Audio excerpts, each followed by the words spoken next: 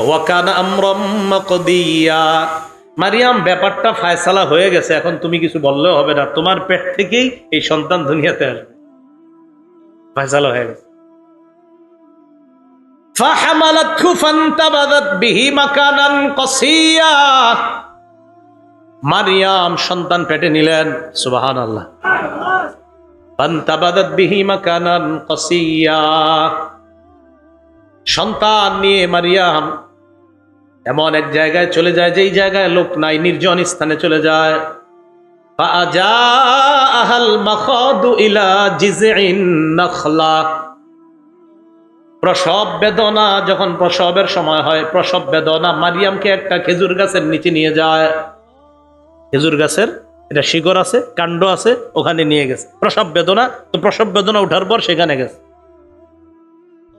قالت يا ليتني مت قبل هذا وكنت نسيا منسيا, মারিয়াম বললেন, হায় এই ঘটনা ঘটার আগেই যদি আমি মরে যাইতাম, আমি যদি মারা যাইতাম, ওয়াকুনতু নাসিয়াম মানসিয়া, অথবা যদি আমি এমন হয়ে যাইতাম যে আমারে মানুষ ভুলে যাইতো, আমি যদি বিস্মৃত হয়ে যেতাম, আমি যদি অপরিচিত হয়ে যাইতাম, কেউ যদি আমারে না চিনতো, কি অবস্থাটা হবে আমার, এই সন্তান দুনিয়াতে আসলে আমি মুখটা দেখামু কেমনে? রহমত শুরু হয়ে গেল, ওটা নাকি? বলেন আলহামদুলিল্লাহ, বলেন হ্যাঁ, সবাই বলেন, দিল থেকে বলেন আলহামদুলিল্লাহ। আল্লাহুম্মা হাওয়ালাইনা ওয়ালা আলাইনা, আল্লাহুম্মা হাওয়ালাইনা ওয়ালা আলাইনা, আল্লাহুম্মা হাওয়ালাইনা ওয়ালা আলাইনা। নবীজি যখন বৃষ্টি দেখতেন তখন বলতেন, হাদিহি রহমা, এটা আমার উম্মতের জন্য রহমত। আলোচনা কি চলবে? আচ্ছা আচ্ছা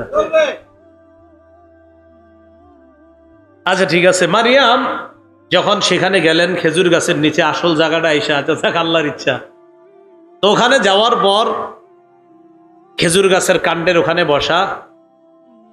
قالت يا ليتني مت قبل هذا وكنت نسيا منسيا,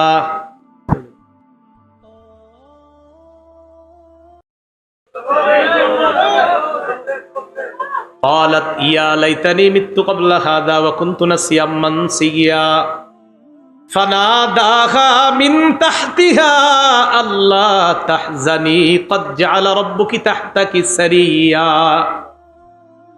মারিয়াম উঁচু জায়গায় বসা, বাইতুল মুকাদ্দাস থেকে সামান্য দূরে, এটাকে বাইতুল লাহাম বলা হয়, আর খ্রিস্টানরা এটাকে বলে বেতেলহেম, এই জাতীয় কিছু একটা, বেতেলহেম এই জাতীয় কিছু একটা বলে, বেতেলহেম এই জাতীয় কিছু একটা বলে।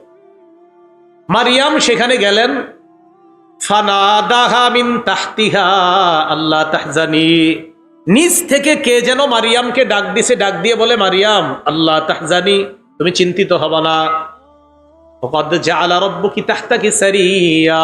তোমার রব তোমার নিচে একটা উৎস তৈরি করে দিয়েছেন, টেনশন নাই, নিচে একটা ঝর্ণার ব্যবস্থা করে দিয়েছেন, পানি আছে নিচে, আর উপরে আছে খেজুর গাছ, খিদা লাগলে খেজুর খাও, পিপাসা লাগলে পানি খাও। এখান থেকে কি বোঝা যায় বলেন তো?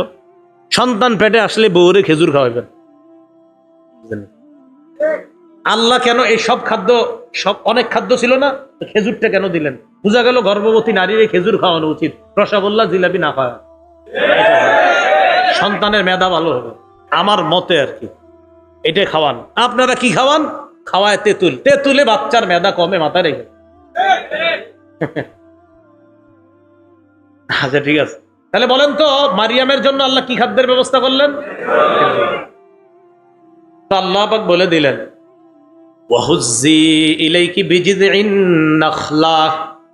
তুমি তোমার দিকে খেজুর গাছটাকে এমনি নাড়া দিবা, তোমার দিকে এটাকে নাড়া দিবা, তুসাকিত আলাইকি রুতবান জানিয়া, তুমি দেখবা নাড়া দেওয়ার সাথে সাথে তোমার সামনে তরু তাজা খেজুর পড়তেছে। গাছে খেজুর থাক আর না থাক তোমার এটা দেখা দরকার না, তুমি শুধু নাড়া দিবা, খেজুর আল্লাহ দিবে। উনি খেজুর নাড়া দেয়, খেজুর পরে ওই দিক দিয়ে পানি পান করে। এবার আল্লাহ বলে দিলেন, ফাকুলি ওয়াশরাবি ওয়াকরি আইনা, তুমি খাও, তুমি পান করো, তোমার চক্ষু তুমি শীতল করো,